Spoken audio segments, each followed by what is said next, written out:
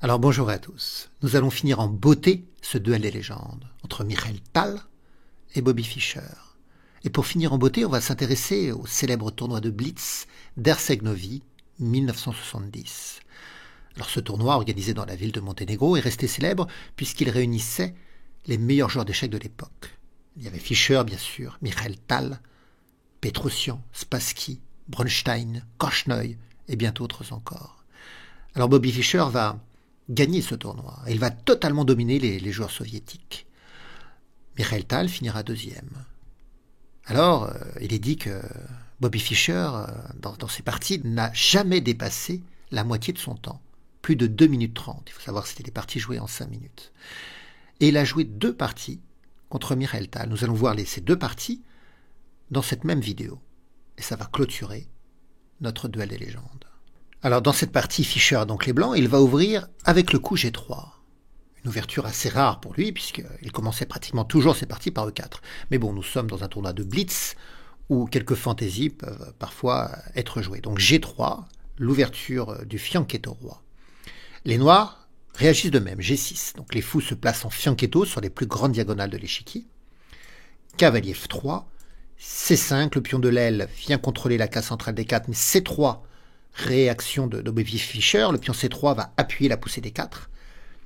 Cavalier F6, alors on a d'abord les rocs, et maintenant la poussée des 4. D6 joué par Michael Tal. Bobby Fischer choisit d'échanger en C5, donc ça va ouvrir la colonne D et liquider les dames. Dame prend, tour reprend, et fou E3. Alors pourquoi Fischer agit ainsi? Certainement parce que la présence du pion C3 va bloquer le fou G7, la diagonale du fou G7, alors que le pion noir n'est pas en C6, il est en C5, et donc la grande diagonale est ouverte pour le fou de case blanche. Le cavalier F3 peut bouger à n'importe quel moment et ouvrir cette diagonale. Et maintenant, le fou attaque C5. Et évidemment, le pion C5, on ne peut pas jouer B6, puisqu'un départ du cavalier permettrait au fou d'attaquer la tour. Vous voyez. Donc, Fischer essaye de compliquer l'achèvement du développement des noirs à l'aile dame. Alors, cavalier A6 a été joué pour protéger C5. Cavalier A3. Alors, pourquoi cavalier A3? On pourrait se dire cavalier D2, c'est mieux. Mais vous allez voir que les noirs vont jouer cavalier D5. Et Fischer, il va chercher à pouvoir avoir des cases de retrait pour son fou. Donc, il joue cavalier A3. Cavalier D5 a été joué. Fischer joue tour D1, donc le cavalier pour l'instant ne peut pas partir puisque ça engendrerait la perte de la tour noire. Fou G4 qui met les tours noirs en liaison, et maintenant le cavalier pourrait prendre le fou avec une dégradation structurelle. Donc ce que veut pas Fischer, il recule. Fou D2. H6, H3, on pose la question au fou de case blanche. Il recule également. Cavalier B5, cavalier C7, les cavaliers sont en position d'échange et Fischer joue à 4. Ainsi, en cas d'échange, il est capable de reprendre du pion A, de déloger le cavalier noir et d'ouvrir la colonne A. Mais cette poussée en A4 affaiblit la case B3, et donc le fou plonge en B3, attaque la tour. Fischer décale sa tour, il y a un échange en B5, cavalier prend, cavalier C7 attaque le pion B5, fou E3 contre-attaque sur C5, donc il y a un échange, cavalier prend, fou prend. Et là, les noirs vont commettre une faute. Ils vont jouer B6. Et donc, après B6, Fischer s'empare du pion en E7. Et Michael Tal réagit par tour E8, certainement avait-il prévu de récupérer le pion en E2. Mais ça ne va pas se passer comme prévu. Après fou A3, en réalité, il ne peut pas prendre le pion E2. Dans la partie, il a d'ailleurs joué tour A D8. S'il prend le pion en E2, le problème c'est fou F1. Et d'un seul coup, on attaque tour et cavalier. Et la tour ne peut pas aller en E5 pour protéger le cavalier parce que le cavalier prendrait. Alors on peut se dire, oui, mais les noirs ne sont pas obligés de prendre le pion en E2 tout de suite. Ils peuvent d'abord échanger et après prendre le pion E2. Sauf que les blancs reprennent de la tour, ce qui attaquerait le fou. Et on ne peut toujours pas prendre le pion en E2. Donc dans la position, Michael Tal a joué tour A D8 et Fischer a joué E3. Ainsi, Fischer a un pion de plus. Et Michael Tal ne s'en remettra jamais dans cette partie de Blitz. A5 a été joué. Cavalier D4, cavalier prend, tour prend, fou C4. Alors il faut comprendre que Bobby Fischer n'est pas contre les échanges de pièces. Et d'ailleurs, il va proposer les échanges. Il va jouer fou F1. Échange décliné par Michael Tal, qui veut conserver ses forces pour essayer de se rattraper. Fou G2, fou C4, tour A4, on attaque le fou qui vient en D3. B4, alors prise en B4, tour prend B4, tour D6 pour protéger B6, tour D1 on attaque le fou, fou C2, le cavalier ne peut pas prendre parce qu'il y aurait tour prend tour, hein, bien sûr, donc tour D2, le fou vient en F5, c'est toujours pareil, on ne peut pas prendre parce qu'on perdrait la tour, donc Fischer met la tour en B2, il double les tours à la pression du pion B6, les noirs jouent tour C8, contre-attaque sur le pion C3, ça provoque une élimination des derniers pions de l'aile dame, hein. Tour prend C3, cavalier prend, pion prend. Et dans cette position, vous comprenez, Fischer a un pion de plus, la structure de pion noir est dégradée, avec des pions isolés, doublés, mais on est en présence de fous de couleur opposée. Fou de case blanche contre fou de case noire. Et parfois, la présence de fous de couleur opposée peut compliquer la réalisation de l'avantage. Mais surtout s'il n'y avait plus des tours sur l'échiquier. S'il y a simplement des fous de couleur opposée, souvent les parties peuvent conduire au match nul, même si on a un pion de plus. Mais heureusement, dans la position pour Fischer, il y a encore les tours et donc on peut encore collaborer. Et d'ailleurs, fou D5 est joué. Pression sur F7, clouage d'ailleurs du pion F7, et l'idée c'est de jouer ensuite tour B7 pour essayer de gagner ce pion en F7. C'est pourquoi les noirs ramènent leur tour en C7 pour protéger la 7e rangée. Vous voyez, si on joue tour B7, par exemple, ça pourrait proposer un échange des tours, et cette finale de fou de couleur opposée serait très compliquée à gagner pour Bobby Fischer, donc il préfère jouer tour B5, et avec l'idée d'attaquer le pion en F5, qui est l'autre faiblesse sur case blanche. Tour E7, fou C4, on attaque, tour E5, tour B7, on attaque F7. On voit que Fischer est en train de louvoyer entre les faiblesses F7 et F5. F7 ne peut plus être sauvé, donc le roi noir vient en H7. Tour prend, roi G6, tour C7. Fou F8, maintenant, évidemment, Fischer, il a 2 pions de plus. C'est un bel avantage, même en présence de fous de couleur opposée. Tour C6, échec. Roi G7, fou D3, met la pression sur F5. Fou E7. Le fou recule en C2, il y a eu tour A5, roi G2, et là, Fischer a gagné. Alors probablement que Michael Tal n'a pas abandonné, mais il se peut qu'il soit tombé au temps. Je n'ai pas l'explication de cette victoire de Bobby Fischer, mais il est probable que Michael Tal soit tombé au temps, parce qu'on est en partie donc de 5 minutes, je l'avais expliqué, et à l'époque, il n'y avait pas d'incrément, il n'y avait pas d'ajout de temps. Donc c'était vraiment 5 minutes très sèches. Mais dans cette position, évidemment, les blancs ont l'avantage, le pion F5 est pris pour cible. C'est pas si facile d'ailleurs quand même d'évoluer avec les blancs. On pourrait peut-être penser à l'avance du pion en H4, avec l'idée de venir en H5, d'offrir la case G6 à la tour. Et puis sur H4, si les noirs jouent H5, alors le pion H5 serait une cible, on pourrait jouer fou D1 pour s'en prendre à lui. Donc on va évoluer par petites touches pour essayer de progresser dans la position. Avec 2 pions de plus, malgré la présence des fous de couleur opposée, on peut espérer gagner, bien sûr. Alors, vous comprenez, cette première partie, j'ai été assez vite parce que c'est vrai qu'il y a eu une erreur de calcul de Michael Tal qui a donné assez rapidement à Bobby Fischer l'avantage avec un bon pion de plus, et donc des finales favorables. Vous allez voir que la deuxième partie, et la dernière partie d'ailleurs de toute leur vie, ils ne se rencontreront plus jamais après la partie que je vais vous montrer. Eh bien, cette dernière et ultime partie va être beaucoup plus serrée. Le scénario ne sera pas du tout le même que celui-ci.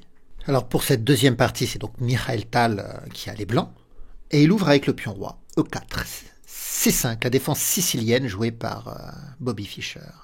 Cavalier F3 pour armer la poussée D4, on connaît, D6, et là c'est pas D4 qui est joué. Cavalier C3, alors que D4 est le coup principal dans cette position.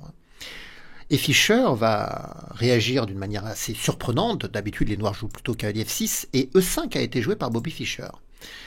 Mais vous comprenez, la présence des pions C5 et E5 creuse le trou de la case D5, puisqu'aucun de ces pions ne sera capable de reculer pour défendre cette case.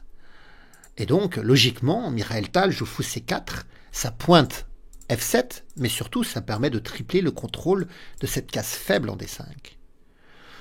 Alors, pourquoi Bobby Fischer a agi ainsi? Je pense qu'il se sent capable de contrôler cette case D5, notamment avec des coups comme cavalier F6 ou feu E6, que l'on verra d'ailleurs arriver dans la partie. Donc, on va voir tout ça. Fou E7 a été joué, D3, cavalier F6, petit roc, cavalier C6, et là, cavalier E1. Alors pourquoi ce retrait de cavalier? On pourrait plutôt s'intéresser à cavalier D5, par exemple, qui a investi la case faible. Mais investir la case faible immédiatement, est-ce que cela va porter ses fruits si on joue cavalier D5 et que le cavalier prend? On n'a pas envie de reprendre du pion, parce que si on reprend du pion, ça bouche la case, ça bouche la diagonale du fou, le cavalier est capable de reculer, il peut aller en B8 pour revenir en D7, il peut peut-être venir en D4, il peut même jouer en A5 pour attaquer le fou, il y a plusieurs possibilités en fait. Donc on aurait plutôt tendance à reprendre du fou. Mais les noirs pourraient jouer fou E6 et contrer le fou blanc. Et on n'a pas peur de prise-prise, puisque le pion F viendrait contrôler la case 6, et ça ouvrirait la colonne F au bénéfice de la tour H8, après petit roc par exemple. Donc dans la position, investir la case D5 tout de suite n'apporte pas grand-chose, donc Michael Tal préfère garder ça sous le coude et rentrer en D5 dans un moment plus opportun. Et donc il va jouer cavalier E1. Pourquoi? Parce que comment voulez-vous évoluer au centre? C'est pas si facile, hein, il y a un triple contrôle de la case D4. Donc l'idée c'est de décaler le jeu sur les ailes, et ce retrait de cavalier en E1 permet de libérer le pion F2 qui pourrait aller en F4, aller frapper le pion en E5. Alors petit roc a été joué, F4. Les noirs jouent A6, s'apprêtent à jouer B5, A4 pour stabiliser, prise en F4, fou prend F4 et fou E6. Vous voyez, on vient défendre la case D5. Et en même temps, le coup de Bobby Fischer crée une menace. Je sais bien que c'est au blanc de jouer, mais il faut identifier la menace. La menace pour les noirs, c'est de prendre en E4, de faire cavalier prend E4. Parce qu'évidemment, si le pion prend, le fou se vengera sur l'autre fou. Si c'est le cavalier qui prend, c'est la fourchette en D5. Et si le fou veut prendre le fou en coin intermédiaire, le problème c'est que le cavalier peut prendre le cavalier et attaquer la dame. Et après, par exemple, pion prend, les noirs ont bien gagné un pion de plus. Donc dans la position, l'arrivée du fou en E6 crée la menace de prise en E4. C'est pourquoi Michael Tal échange en E6. Bien que ça rapproche le pion du centre, le pion F en E6 va contrôler la case D5, donc la case n'est plus faible, et ça ouvre la colonne F. Fou G3. Dame B6, alors bien sûr tout le monde a vu que ça crée un vis-à-vis Dame-Roi, et qu'il y avait l'attaque du pion en B2. Pas d'affolement pour Michael Tal, il joue Dame D2. En cas de C4, eh bien, le fou pourrait venir en F2 et contre-attaquer sur la dame, et on n'a pas peur que la dame prenne le pion en B2, puisque là, ça serait le thème du pion empoisonné. Vous savez, la problématique quand on rentre dans le camp adverse, même pour manger un pion, c'est d'être en capacité d'en sortir, de ne pas se faire piéger. Et là, le problème, c'est que les blancs pourraient jouer tour B1, donc la dame n'a qu'une seule case, c'est de venir en A3. On pourrait jouer tour B3, la dame n'a qu'une seule case, c'est de venir en A1. Et maintenant, cavalier F3 avec l'attaque de la dame qui n'a plus de case. Donc, on va mourir d'indigestion en ayant consommé ce pion. C'est pourquoi, après dame D2, il n'est pas intéressant pour les noirs ni de jouer C4 à cause de fou F2, ni de venir prendre le pion en B2. Et les noirs jouent cavalier G4. Maintenant, si on joue C4 avec l'échec et que le fou vient en F2, on pourra éliminer ce fou. Donc, Tal, il joue cavalier F3 avec l'idée que sur C4, il peut contrepousser par D4 puisque le cavalier en F3 lui donnera l'assise pour défendre son pion en D4. Donc il joue cavalier F3. Et Bobby Fischer joue cavalier D4. L'arrivée de ce cavalier permet de générer la menace de la prise en B2 maintenant. Et oui, parce que, bon, c'est au blanc de jouer, mais si les blancs ne font rien et laissent la dame noire prendre en B2, cette fois-ci l'arrivée de la tour en B1 ne marcherait pas. Par exemple, si on joue tour FB1, non seulement le pion C2 pourrait être pris grâce au cavalier, mais on pourrait même faire le joli coup dame prend cavalier. On attire la dame en C3, on la dévie pour faire la fourchette royale, roi-dame, et ainsi on récupère la dame en ayant gagné le cavalier au passage. Donc vous voyez, l'arrivée de ce cavalier en D4 permet de créer la menace du pion en B2. En même temps, on n'a pas peur de cavalier prend, parce qu'après pion prend, ça déloge le cavalier, mais surtout le pion vient donner le contrôle de la case pour que le cavalier s'insère en E3. Voilà pourquoi Michael Tal, il prend pas le cavalier. Et voilà pourquoi il va jouer le coup de tour AB1 pour défendre le pion en B2. Bon. Fischer prend en F3. Alors on pourrait prendre de la tour, mais de toute façon les noirs pourraient prendre, donc pion prend a été choisi pour déloger le cavalier qui vient en E5. Roi G2, le cavalier est venu en G6, cavalier E2, le cavalier est venu en H4 faire échec, on échange. Et là, B4 pour essayer d'avoir un intérêt au vis-à-vis tour dame. Mais la dame se décale en C7. prise en C5, prise en C5, et là, Mikhail Tal, il joue à 5. La dame protège le pion en A5. Le pion en A5 permet de fixer le pion B7, puisque si elle a poussé en B5, on pourra faire la prise en passant. Et en même temps, le pion en A5 permettra à la tour de s'installer en B6, de fixer la structure noire et de presser le pion en E6. Donc les noirs ont joué tour F6, F4, tour F8, tour B6, fou G5. Bon, il est compliqué pour le pion de prendre, bien sûr, parce que tout le monde aura vu qu'il y a un problème de clouage. Les deux tours vont prendre la tour blanche. Donc, E5 a été joué pour déloger la tour. Si la tour quitte la colonne F, par exemple en venant en G6, on pourra maintenant prendre le fou. La dame protégera le pion, et si la tour prend, on sera en capacité de reprendre. Hein. C'est pour ça que la tour noire ne va pas rester sur la 6e rangée. Elle va jouer en F5 pour garder le clouage. Mais du coup, ça perd le pion E6. Hein. Donc tour prend E6. Fischer joue dame F7, attaque sur la tour, continue à mettre la pression sur le pion F4. La tour se décale. Et là, une erreur de Bobby Fischer. Une grave erreur. Il aurait été intéressant de prendre le pion en E5. Le pion F4 ne peut toujours pas prendre à cause des prises de la tour en F1. Clouage sur la colonne F. Le pion en F4 est bien pris pour cible. Voilà, tour prend E5, c'était le bon coup qui maintenait une position intéressante pour Bobby Fischer. Parce qu'on sent que le roi blanc, son abri n'est pas tout à fait sécurisé.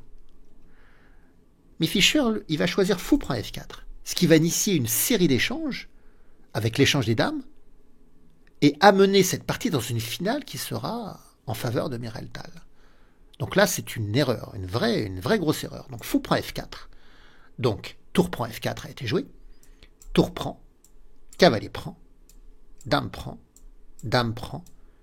tour prend, et tour D7, bien joué. Les blancs ont une finale supérieure. Ah, pourquoi elle est supérieure ? Parce qu'on va dire, oui, il y a une tour de part et d'autre et 5 pions de chaque côté, mais regardez bien le positionnement. Les blancs, déjà, ils ont un pion passé. Pas les noirs. Un pion passé, c'est un pion qui ne peut pas être entravé dans sa marche à promotion par d'autres pions. Certes, le roi ou la tour vont essayer d'œuvrer pour bloquer ce pion, mais il n'y a pas de pion noir pour bloquer le pion de 5. Ça, c'est un avantage, les pions passés dans les finales. Ensuite, la tour, elle est sur la 7e rangée, très bien placée, parce qu'elle va couper le roi noir par son contrôle de la 7e rangée et par l'attaque des pions sur la 7e. On sait souvent dans les finales que rentrer sur la 7e rangée avec une tour permet d'attaquer les pions là où c'est compliqué de les défendre. Puisque dans une chaîne de pions, aucun pion sur la 7e rangée ne peut être défendu par un autre pion. Et puis le roi blanc a peut-être plus de capacité à porter sa pierre à l'édifice dans cette finale, c'est-à-dire à aider à combattre dans cette finale, que le roi noir qui est donc coupé, entravé, qui devra rester sur la 8e rangée. Alors les noirs ont joué tour A4, hein, Fischer il joue tour A4, Mikhail Tal il joue 6, donc il faut faire quelque chose contre ce pion, donc le roi il vient en F8, tour F7 échec, on veut essayer de décoller le roi de la protection du pion G7, roi E8, et la prise en G7. Alors Fischer se venge en A5, mais la prise en B7. Fischer vient en A2, attaque le pion C2 qui est cloué, et là, certainement une imprécision de Mikhail Tal, qui joue roi F3. Apparemment, il aurait été plus intéressant de prendre le pion en H7 avec la tour. Donc il a joué roi F3, et là, les noirs, ils auraient mieux fait de préserver leur pion en H7 en jouant en H6, que d'aller prendre immédiatement le pion en C2. Parce que là, ils prennent le pion en C2, c'est vrai, mais les blancs prennent le pion en H7, et les blancs, du coup, se retrouvent avec 2 pions passés. Contre 1. Et le roi noir, qui est toujours coupé. Et le roi blanc, qui est capable de s'infiltrer dans la position. Alors les noirs ont joué C4, mais là, Mikhail Tal, il joue bien. Il ne prend pas, bien sûr, il joue D4. Il veut essayer de connecter les 2 pions passés, pour créer des pions passés liés. C3, D5, tour D2, attaque le pion, donc roi E4, on vient défendre. C2, on est à une marge de promotion, mais tour C7 arrive. Roi D8 essaie de déstabiliser la tour qui recule en C4. A5, le deuxième pion, avance avec l'idée de jouer A4, parce que si tour prend, on pourra faire dame. Mais les blancs jouent H4, ils mobilisent également leur 3e pion passé. A4, donc on ne peut pas prendre, on l'a dit, il y aurait dame. Roi E5, A3, et là la faute. La faute de Mikhail Tal. Il ne va pas trouver le coup gagnant. Il faut comprendre, on est dans une finale, dans une partie de blitz, donc de 5 minutes sans incrément. Il devait pratiquement rester rien en termes de temps aux deux joueurs. D'ailleurs, il va y avoir une suite de fautes successives dans cette finale. Et là, Michael Tal ne trouve pas le coup gagnant. Et quel est-il ce coup gagnant d'ailleurs? Je vous invite à mettre la vidéo sur pause pour essayer de trouver ce que vous joueriez dans cette position. Et on débriefe ensemble après. À tout de suite. Alors, qu'avez-vous choisi? Bien sûr, la plupart des joueurs vont hésiter entre l'avance du pion D6 ou la rentrée du roi en D6. Eh bien, il fallait rentrer le roi en D6, ce que n'a pas fait Michael Tal. Alors, on verra ce qu'il a fait après, mais il fallait rentrer le roi en D6. Ça, c'était le bon coup. Comme ça, le roi sera préservé des échecs de la tour. Hein. Il y a le pion qui va le protéger. Et le roi et le pion E vont collaborer contre le roi noir. Après tout, on contrôle toutes les cases ici devant le roi. Il peut même y avoir des dangers de mat, pas seulement de promotion de pion, bien sûr. Imaginons par exemple que les noirs jouent A2 pour se préparer à faire dame. Eh bien, on peut faire E7 échec, roi E8, tour C8 échec, donc le roi est obligé d'être délogé, et le pion n'a plus qu'à aller à promotion, se transformer en dame, et bien sûr, il y a échec, donc les noirs ne peuvent pas faire leur dame, et ça va collaborer, et on va arriver au mat du roi noir en quelques coups. Donc, dans la position, il fallait rentrer avec le roi. Mais c'est pas ce qui a été joué, c'est D6 qui a été joué. Et la différence, c'est que là, la tour va se mettre à attaquer le roi. Le roi qui a pas le même abri, en fait. Vous voyez, il n'y a pas de pion pour le couvrir. Bien sûr, les blancs ne peuvent pas mettre la tour, parce qu'on échangerait les tours, et après, on ferait dame. Donc, échec au roi. Le mieux, ici, pour Michael Tal, aurait été de jouer en D5. Mais il va en F5, et là, le meilleur coup, normalement pour Bobby Fischer, aurait été de jouer A2. Mais il a préféré faire un coup de tour en F2 échec d'abord, donc roi G4. Maintenant, il joue A2. Et vous savez, Michael Tal, il a loupé le coup gagnant tout à l'heure. Et là, il va louper le coup qui fait match nul. Il y a deux possibilités ici, vraiment d'essayer d'évoluer, soit par l'avance du pion D7, soit par l'avance du pion E7. Mais il ne faut pas se tromper. Il y a un coup qui permettra aux blancs de faire match nul, et un coup qui sera perdant pour les blancs. Alors, je vous invite à réfléchir une dernière fois dans cette vidéo, savoir est-ce que vous joueriez le pion D7 ou est-ce que vous joueriez le pion E7? A tout de suite. Alors, qu'auriez-vous joué? Ici, Michael Tal a joué D7. C'est le coup perdant. On va voir pourquoi après. Donc le meilleur coup, c'était E7, qui assurait le match nul. Après E7 échec, le roi, il va aller en D7, je crois que c'est clair. La tour peut venir en C7 faire échec. Le roi va prendre en D6. Les blancs peuvent faire une dame. Et là, le roi noir peut prendre la tour. C'est dangereux pour les noirs, trop dangereux d'ailleurs pour les noirs d'essayer de faire une dame, puisque là, ça laisserait la dame et la tour se connecter, attaquer le roi et le mater sans que la dame puisse ne rien faire. Donc là, le mieux pour les noirs, c'est de prendre la tour. Et les blancs ne peuvent faire que match nul. Ils peuvent faire qu'une succession d'échecs, vous voyez, ils peuvent faire des échecs partout. Même, ils peuvent essayer de faire des fourchettes, mais en réalité, ils ne pourront pas prendre la tour. Parce que s'ils prennent la tour, ils permettront à l'un des deux pions d'aller à dame et de permettre aux noirs de faire match nul. Donc dans la position, il faut jouer E7 échec ici. Obliger le roi à se décaler, venir l'attaquer pour pouvoir faire dame. Et le roi, il doit prendre le pion D6, parce que s'il vient en E8, bien sûr, il y aura tour échec, et après on pourra faire une dame sur échec. Donc il faut qu'il prenne le pion D6, les blancs font donc la dame, roi prend, et on arrive à cette position de match nul. Alors, qu'a joué Michael Tal? Eh bien, il n'a pas joué E7, il a joué D7 ici. Et là, ça change tout. Le roi vient en E7, tour C8 pour faire dame, mais ça permet à la tour noire de venir en D2. Évidemment, si on fait dame avec les blancs, la tour prendra la dame. Alors, il y a eu tour E8 échec, mais roi F6. C'est pareil, si on fait dame, la tour se sacrifie, ça échange, et après, ça fait des dames avec les noirs. Alors, Michael Tal a poussé le pion E7, et Bobby Fischer a pris le pion D7. Abandon de Michael Tal. E7, quoi qu'il arrive, va tomber, et l'un des deux pions noirs va réussir à se promouvoir en dame. Dernière partie qui, scelle ce résultat du duel des légendes. 4 victoires pour Michael Tal, 4 victoires pour Bobby Fischer. Alors si vous n'aviez pas vu toutes ces parties, je vous invite à cliquer sur le lien ci-dessus qui vous donne accès à cette playlist de légendes, à toutes les vidéos que j'ai pu faire.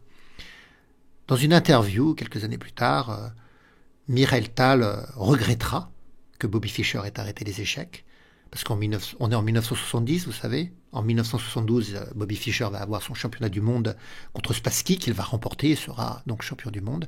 Et puis, à l'issue de ce championnat, il arrêtera de jouer aux échecs. Bien qu'il fera un bref retour 20 ans plus tard, en 1992, contre Spassky. Mais donc, Michael Tal, dans son interview, il regrette que Fischer se soit écarté des échecs, parce qu'il expliquait que Fischer faisait parmi les plus belles parties, vraiment des modèles de parties. Et puis, Michael Tal expliquait que, effectivement, au fur et à mesure de leur rencontre, Fischer était devenu de plus en plus fort, qu'il était respecté, évidemment, et craint par énormément de grands maîtres qui redoutaient d'affronter et de jouer contre Bobby Fischer, et qu'il était devenu, certainement dans les années 70, l'un des plus grands champions du monde de toute l'histoire du jeu d'échecs. Bien voilà, j'espère que vous avez aimé suivre l'évolution du jeu de Fischer à travers ses confrontations avec le magicien de Riga, Michael Tal. Alors vous pouvez me laisser des commentaires, des pouces, partager la vidéo. On se retrouvera pour de nouvelles aventures. Au revoir à tous.